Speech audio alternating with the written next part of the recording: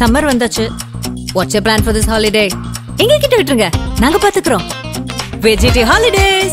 GT Holidays, South India's #1 travel brand. இனி வீட்லயே பானிபூரி செய்யலாம் எல்லாரும். ஆச்சி பானிபூரி கிட்.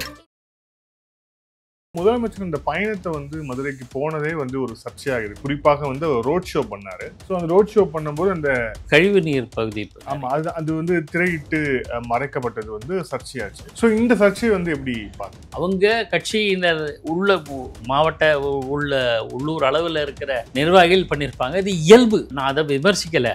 நான் ஏன் சொல்றேன்னா, இதே மாதிரி பிரதமர் பங்கேற்ற ஒரு நிகழ்ச்சியில அந்த மாதிரி திரையிட்டாங்கன்றதுக்கு விமர்சனம் பண்ணவும் எங்க அதுவும் இயல்பு தானே. தேமுதிகனோட பொதுச் செயலாளர் பிரேமலதா சொல்லுங்க, நாங்கள் எல்லாம் தேர்தல் கூட்டணி பற்றி விரைவில் அறிவிப்போம் அப்படின்னு ஏதோ வாங்கி வைக்கிறாங்க. அவங்க திமுக செல்வதற்கான சாத்தியக்கூறுகள் இருக்கு. சில விஷயங்கள் திமுகவை பாராட்டியிருக்காங்க. இப்போ அண்மை காலமாக இதெல்லாம் பேசி அவங்களுக்கு நெருக்கமாக வரணும்னு ஆசைப்படுறாங்க. ஸோ இப்போ பாமகவில் யார் கை ஓங்கி இருக்கு, அதிகாரப்பூர்வமாக யார் கை இன்னும் தெரியாத ஒன்று இருந்தாலும் இருக்கிற சூழலை வச்சு பார்க்கும்போது அன்புமணிக்கு அதிகமாக இருப்பதாக தெரிகிறது. அப்படின்னா கூட இன்னமும் நான் தான் தலைவர், நான் என்னை மீற முடியாதுங்கிற மாதிரி ராமதாஸ் ஐயா சொல்லிட்டு இருக்காரு. எல்லா என்றையும் முடிவு செய்ய முடியாத ஒரு குழப்ப நிலை நீடிக்கிறது. ஏனென்றால் அவர் அன்புமணி பேசும்போதெல்லாம் ராமதாஸை தாக்கி பேசுவதில்லை.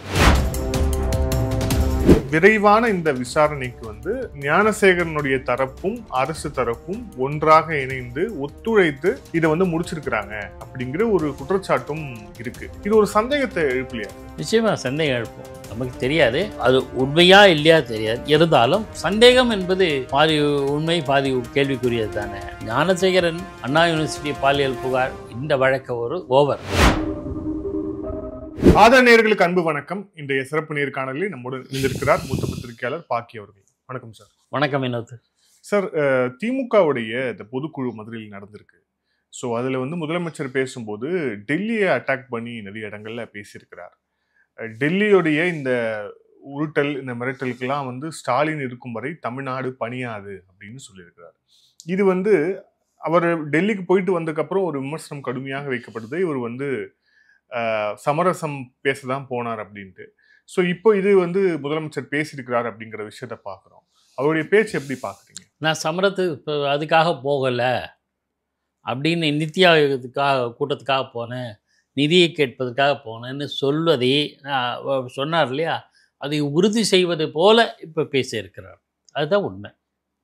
அது நான் அது மாதிரி இல்லை அப்படின்னு சொல்கிறத பிரகடனப்படு. உண்மைன்னா அவர் எதுக்கு போனாருங்கிறது டிபேட் நான் சொல்லலை. அவர் சொன்னார் இல்லையா, அது மறுபடியும் ரீஇட்ரேட் பண்ணுறார், அவ்வளோதான். ஆக இது ஒரு அரசியல் பார்வையே தவிர இதில் நிச்சயமாக நித்யா கூட்டத்துக்கு போகும்போது ஏன் அப்போ தனியாக சந்திக்கிறதுக்கு அப்பாயின்மெண்ட் கேட்டார்? அந்த கேள்வி எழுதில்ல. எதுக்காக கேட்கணும்? அப்படியே இருந்தாலும் அந்த சமயத்தில் ஏன் கேட்கணும்? இன்னொரு அக்கேஷன் கூட பிரைம் மினிஸ்டர்கிட்ட அப்பாயின்மெண்ட் கேட்டு போயிட்டு இந்த மாதிரி எங்களுக்கு நிதி வேணும், அது ஏபிசிடி கோரிக்கையெல்லாம் வைக்கலாம் இல்லையா? எதுவுமே இல்லை. அவங்க அப்பாயின்மெண்ட் கேட்டிருக்காங்க, சந்திச்சார. அந்த கூட்டத்துக்கு நடுவில் இடையில் கிடைச்ச கேப்பில் முதலமைச்சர் சந்திச்சிருக்காங்க. ஆக நான் இதுக்காக போகலைன்னு நிரூபிக்கணும் இல்லையா என்று சொல்லணும் இல்லை, மறுபடியும் அது வலியுறுத்தணும் இல்லை. அதுக்காகத்தான் எப்படி பேசுகிறார். அது தவிர வேற ஒன்றும் இல்லை. அவர் அப்படி போகும்போது, அப்படி சந்திக்கும் போதே இங்கே துணை முதலமைச்சர் என்ன பேசுகிறாரு எல்லாருக்கும் தெரியும். இப்போவும் நாங்கள்லாம் அப்படி தான் அப்படின்னு சொல்கிற மாதிரி தனி காட்டிக்கொள்வதற்காக அப்படி பேசியிருக்காரு. அதுதான். இன்னொரு பக்கம் முதலமைச்சர் இந்த பயணத்தை மதுரைக்கு போனதே ஒரு சர்ச்சையாகுது. குறிப்பாக ரோட் ஷோ பண்ணாரு.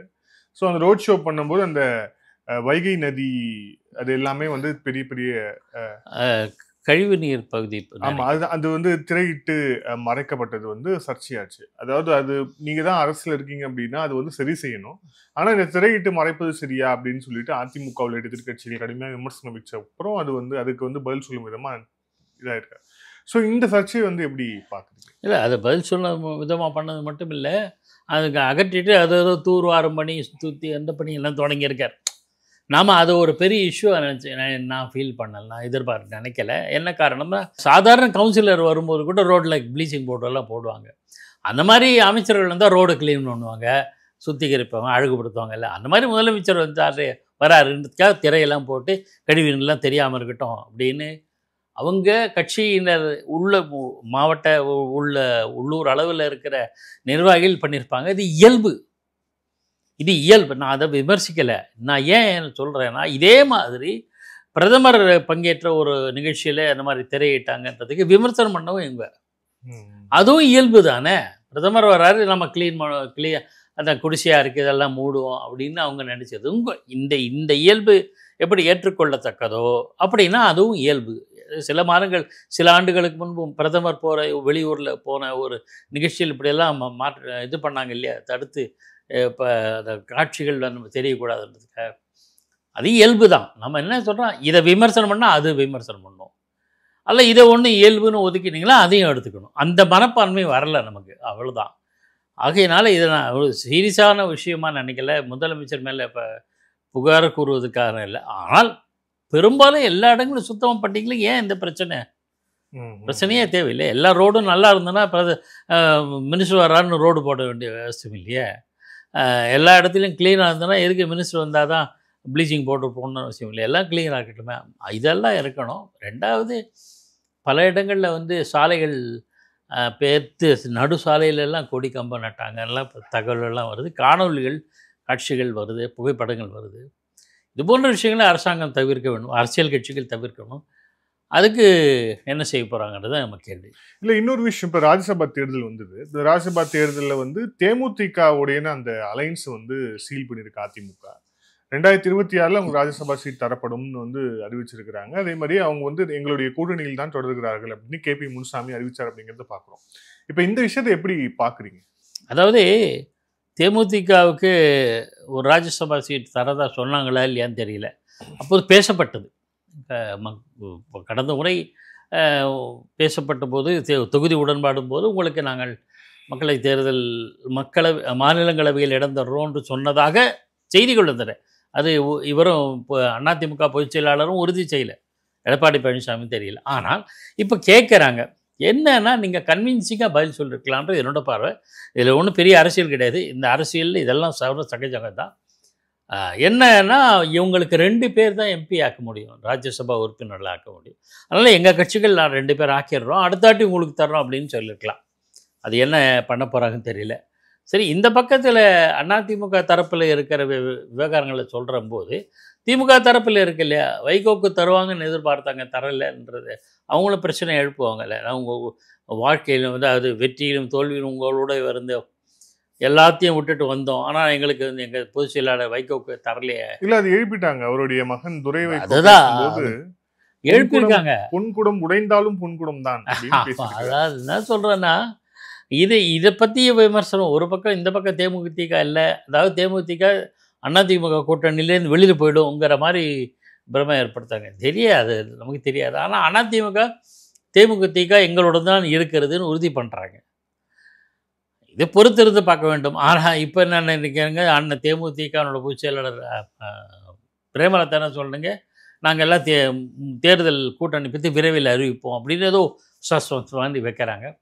அவங்க திமுக செல்வதற்கான சாத்தியக்கூறுகள் இருக்குது. சில விஷயங்கள் திமுகவை பாராட்டியிருக்காங்க. இப்போ அண்மை காலமாக கொஞ்சம் பாராட்டி, இந்த மதுரை பொதுக்குழுவிலேயே வந்து விஜயகாந்துக்கு இதுக்கு வந்து அதை நன்றி தெரிவிச்சிருக்காங்க. அவங்களுக்கு இறங்க அது ஒரு இஷ்யூ இல்லை, இருந்தாலும் அதை செஞ்சுருக்காங்க. என்னப்பா இதெல்லாம் பேசி அவங்களுக்கு நெருக்கமாக வரணும்னு ஆசைப்பட்றாங்க.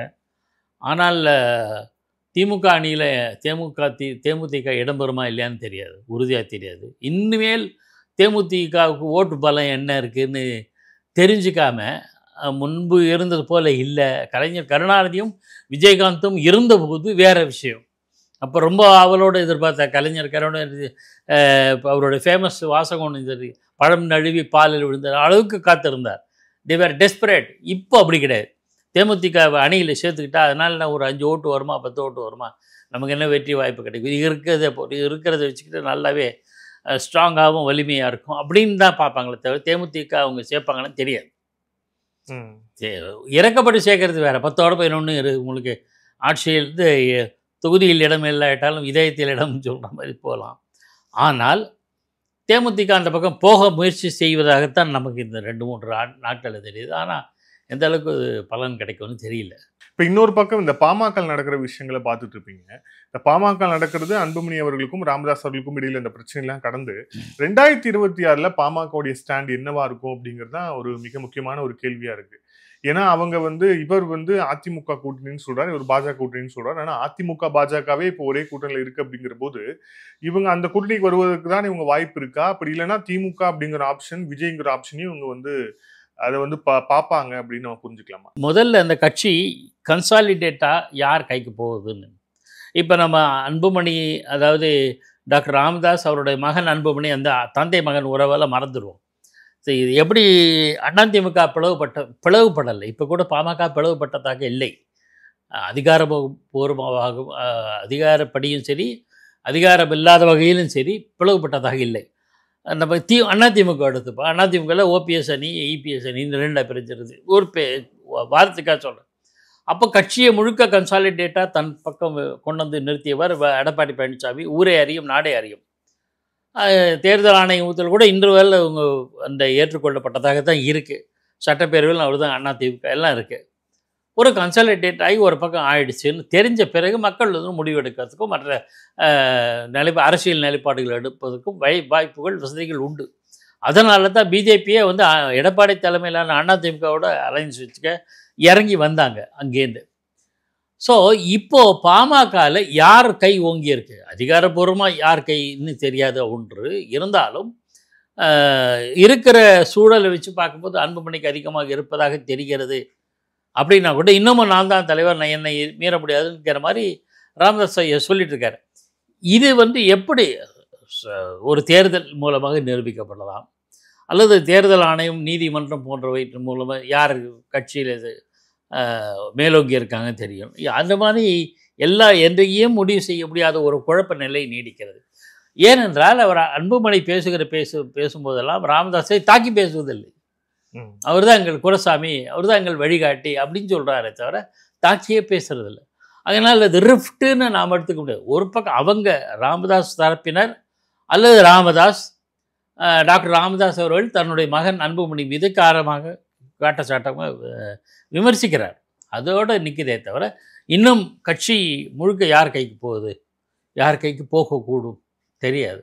அதனால் இந்த ஒரு குழப்ப நிலை நீடிக்கும். அது ஒரு ஃபுல் ஸ்டாப் வந்தால் தான் அவங்க யார் பக்கம் போவாங்க. அப்படியே இருந்தாலும் நீங்கள் சொல்கிற மாதிரி அதிமுக பாஜகவே அலைஞ்சிட்டு இருக்கும்போது அந்த பக்கம் போகிறாங்கன்னா கூட கடந்த காலங்களில் டாக்டர் ராமதாஸும் வைகோவும் கூட ஒரு கருத்து சொன்னாங்க. அதாவது நாங்கள் அதிமுகவோட தான் அலைன்ஸ் வச்சுருக்கோம். அதிமுக 1998 1998 அதிமுக ஜெயலலிதா தலைமையிலான அதிமுக பாரதிய ஜனதா கட்சியோட கூட்டணி சேர்ந்தது மக்களவை தேர்தலில். அப்போது பாமகவும் மறுமலர்ச்சி திமுகவும் ஜெயலலிதாவுடைய அதிமுகவை ஆதரித்தனர்.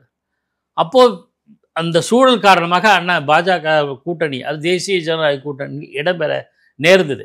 அப்போ அவங்க சொன்ன விளக்கம் என்னென்னா, நாங்கள் அதிமுகவோட தான் அலைன்ஸ் வச்சுருக்கோம், அதிமுக பிஜேபியோட அலைன்ஸ் வச்சுருக்கு அப்படின்னு சொல்லி ஒரு புது விளக்கம் கொடுத்தாங்க. அதாவது இவங்களுக்கும் பிஜேபிக்கு சம்மந்தம் இல்லைன்னு. ஆனால் தேர்தல் காலத்தில் பிஜேபிக்காரங்க மதிமுகவுக்கும் பிரச்சாரம் பண்ணுவான், பாமகவுக்கும் பிரச்சாரம் பண்ணுவான். பாமக மதிமுகவும் வேறு வழி இல்லாமல் பிஜேபி கேண்டிடேட்டுக்கு பிரச்சாரம் பண்ணக்கூடிய சூழல் ஏற்படும். இதெல்லாம் இருக்குது. போனாங்களே தெரியாது, அது வேறு விஷயம். அது போகாமல் கூட இருந்திருக்கலாம். பட் இவங்க செய்வாங்க. ஸோ சூழல் இருந்தால் கூட ஒரு விளக்கம், ஒரு கன்வின்சிங்காக இருந்தது. அது ஏற்றுக்கொள்ளப்பட முடியுமோ இல்லையோ தெரியல. அது மாதிரி சொல்வது கூட இப்போ வழி கிடையாது. 2 காரணம். ஒன்று, அதை யார் அறிவிப்பாங்க?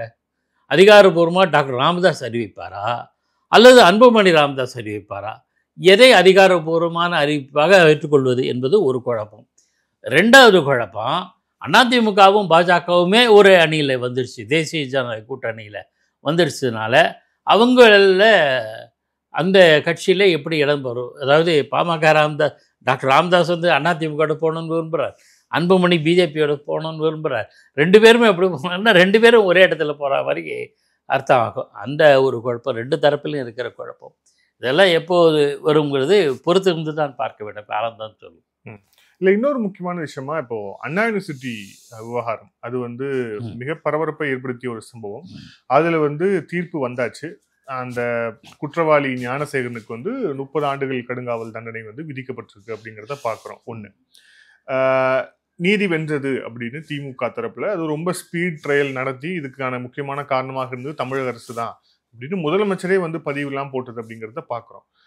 இதை எப்படி பார்க்குறீங்க? ஃபர்ஸ்ட் என்னை பொறுத்தவரை சொல்கிறேன், ஞானசேகரனுக்கு 30 ஆண்டுகள் தண்டனைன்னு தீர்ப்பு கொடுத்து அபராதமும் விதித்து சாப்டர் முடிஞ்சு போச்சு. இனிமேல் அவங்க எதிர்த்தரப்பினர் அப்பீல் போய் அது ஏதாவது வந்ததுன்னா அது வேறு விஷயம். ஆனால் அந்த வழக்கை பொறுத்தவரை முடிந்து விட்டது. அது தொடர்பாக வேறு எதுவும் நம்ம பேச முடியாது. யார் அந்த சார் என்ற கேள்வியை பற்றி அரசியல்வாதிகள் எழுப்புகிறாங்க.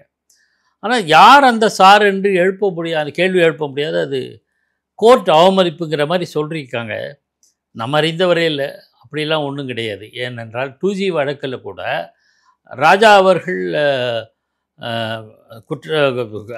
அவருக்கு எதிரான குற்றம் வந்து நிரூபிக்கப்படாமல் விடுவிக்கப்பட்டார் இல்லையா?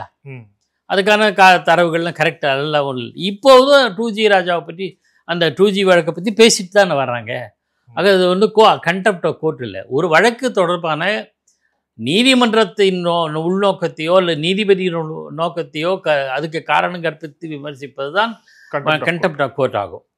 இதில் யார் அந்த சார்ந்து கேள்வி அது அப்படியே இருக்குது. அதை கேட்பது வந்து நீதிமன்றம், அது நீதிமன்ற அவமதிப்பாக கருத முடியாது. அரசு வழக்கறிஞர் ஏன் அப்படி சொன்னார் தெரியல.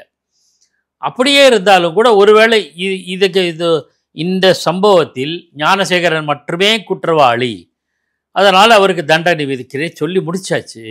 வேறு யாரும் இந்த வழக்கில் வேறு யாரும் சேர்க்க முடியாது, குற்றவாளிகளாக சேர்க்க முடியாது. அப்பீல்ங்கிறது அதுக்கான விஷயங்கள் ப்ராசஸ் வேறு. பட் புதுசாக யாரும் சேர்த்து குற்றவாளிகளை சேர்க்கறது அந்த யார் அந்த சார்னு கேட்டு வழக்கெல்லாம் போட முடியும். So it's correct. ஆனால் அது வந்து கோர்ட் அவமதிப்புன்னு சொல்கிறதும் சரியாக இருக்கான்னு தெரியல. இது ஒரு பக்கம் இருக்கட்டும். ஆனால் இதெல்லாம் அண்ணாமலை வந்து ஒரு காணொலி வெளியிட்டிருக்கார். அதில் பல கேள்விகள் எடுத்துக்கார். 2-3 விஷயங்களை சுருக்கமாக சொல்லிட்டோம்னா அதில் சம்பந்தப்பட்ட மற்றவர்களை பற்றி பல்வேறு சந்தேகங்களை எழுப்புகிறார். அவர் சம்பந்தப்பட்ட, அதாவது அண்ணா பல்கலைக்கழக பாலியல் விவகாரம் தொடர்பான சம்பவத்தில் யாரெல்லாம் மறைமுகமாக ஈடுபட்டிருக்கார்கள் என்பது குறித்த தகவல்கள் அதில் அவர் முன் வச்சிருக்கார் கேள்விகள்லாம். அந்த கேள்விகள் தொடர்பாக வேறு வழக்குகளில் சந்தேகத்துக்குரியவர்களாக யாரேனும் கருதினால் வழக்கு தொடரலாம். அது வேறு விஷயம். அதுதான் நான் சில வழக்கறிஞர்களோடு பேசும்போது கிடைச்ச தகவல்கள் வச்சு சொல்கிறேன். உதாரணத்துக்கு ABCD XYZ அந்த ஞானசேகரன் அல்லாமல் மற்றவர்கள் இந்த சம்பவத்தில் பின்னணியில் இருந்திருக்காங்க, தூண்டுகோலாக இருக்காங்க, அல்லது வந்து குற்றத்துக்கு உதவி இருக்காங்க. இந்த மாதிரியான சம்பவங்களுக்கு இன்னார்னு வழக்கு தொடுவதற்கான வாய்ப்புகள் உண்டு. செய்வார்களா செஞ்சு அது விசாரணை நடக்கும், அது கூட்டார தீர்ப்புகள் போகும். இதில் சில விஷயங்கள் அண்ணாமலை சொல்லியிருக்காரு. 24ஆம் தேதி சம்பவம் நடந்திருக்கு. 23ஆம் தேதியிலேருந்து குறிப்பிட்ட தேதி வரையில் 13 முறை ஞானசேகரன் ஃபோனில் பேசியிருக்காரு. யாரோட பேசினார், என்ன பேசினார், அது சம்மந்தப்பட்ட காவல்துறை அதிகாரிகள் யார், போயிட்டு உடனே மேலிடத்துலேருந்து அழைப்பு வந்தது, வெளியில் வந்துட்டார், மறுபடியும் அழுத்தம் காரணமாக மறுபடியும் கைது செய்யப்பட்டார். இந்த மாதிரி விவரங்கள்லாம் சொல்லியிருக்காரு. ஃபோன் கால் அழைப்பினுடைய பதிவுகளை வச்சுக்கிட்டு அவர் சில கருத்துக்கள்லாம் சொல்லியிருக்காரு. ரொம்ப சுருக்கமாக சொல்கிறார். அதில் வந்து குறிப்பிட்ட அந்த சம்பவம் என்று சொல்லப்படுகிற நேரத்தில் ஒரு ஃப்ளைட் மோடில் வச்சுருக்கார் ஃபோனுன்றது தகவல் உட்பட எல்லாம் சொல்லியிருக்காரு. இதில் யாரெல்லாம் வந்தாங்க, குறிப்பிட்ட எல்லாம் விமர்சனத்துக்கு ஆளாகிற அமைச்சர் அல்லது கட்சி நிர்வாகிகள் யார் நமக்கு தெரியாது. அவங்களாம் இதில் சம்பந்தப்பட்டிருக்க கூடும் என்று கருதி அவர்களுக்கு எதிரான யாரையும் வழக்கு தொடர்ந்தால் அந்த வழக்கு விசாரிப்பதற்கான வாய்ப்புகள் இருக்குது. ஒன்று. 2வது, இதே ஞானசேகரன் மீது இன்னொரு பெண்ணும் பாலியல் புகார் வைத்திருக்காங்க, புகார் சொல்லியிருக்காங்க. அது FIR போடப்பட்டிருக்கிறது, முதல் தகவல் அறிக்கை போடப்பட்டிருக்கிறது. அதை தோண்டி துருவி அதன் மீதான வழக்கு விசாரணை என்று தொடர்ந்தால் இதே ஞானசேகரன் மீது வேறு ஒரு வழக்கு, இந்த வழக்கு ஓவர், இந்த வழக்கு விசாரித்து முடிஞ்சு தீர்ப்பு கொடுத்தாச்சு, ஃபினிஷ். இதே ஞானசேகரன் மீது இன்னொரு வழக்கு பதியப்பட்டு அது தொடர்பான விசாரணை நடத்தப்பட்டு சாட்சிகள் மற்றவை எல்லாம் புலனாய்வு எல்லாம் முடிஞ்சு அதில் தண்டனை வச்சா வேறு யார் இவரே மறுபடியும் இன்னொரு தண்டனைக்கு ஆளாகுவாரா இல்லையா தெரியாது. அதே போல் இவர் தொடர்பாக அந்த வழக்கு அந்த சம்பந்தம் அந்த பெண்ணோ அல்ல மற்றவர்கள் தந்திருக்கிற புகாரின் அடிப்படையிலான விசாரணையில் வேறு யாரும் சிக்குகிறார்களா தெரியாது. அப்படி வரும்போது அது தொடர்பான வழக்குகள் உரிய விசாரணை எல்லாம் நடத்தப்பட்டால் அப்போது வேறு சில உண்மைகள் வெளியில் வரும்.